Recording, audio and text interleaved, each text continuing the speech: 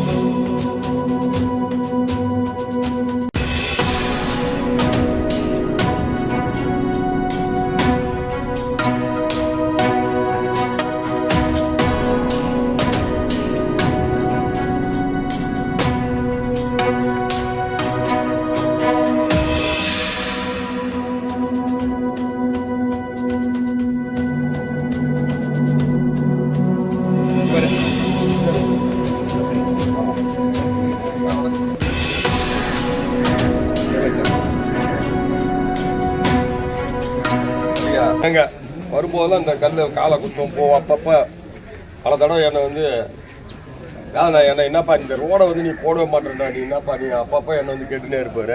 அது இப்போ நீங்கள் வரும்போதெல்லாம் அங்கே ஒரு 4 தடவை வந்து பார்த்துட்டு போயிட்டோம். ஏன் நம்ம வந்து சிமெண்ட், ஏன்னா பக்கத்துக்கு சிமெண்ட் ரோடு இருக்குது, அது ஈக்குவலாக சிமெண்ட் ரோடு போட்டால் நல்லா இருக்கிற ஒரு நல்ல அடிப்படையில் தான் உங்களுக்கு இந்த இதை நம்ம வந்து நீங்கள் போட்டிருக்கோம். அதுக்காக ஏற்பாடு செய்த நம்முடைய நகராட்சியினுடைய ஆணையர் நகராட்சியுடைய செக்ரட்டரி, அது மட்டும் இல்லை இஇ, ஏஇ, ஜேஇ, அது ஊழியர் அனைவருக்கும் என்னுடைய தொகுதி மக்கள் சார்பாக உங்கள் சார்பாகவும் அவங்களுக்கு நன்றியை தெரிவித்துக்கிறீங்க.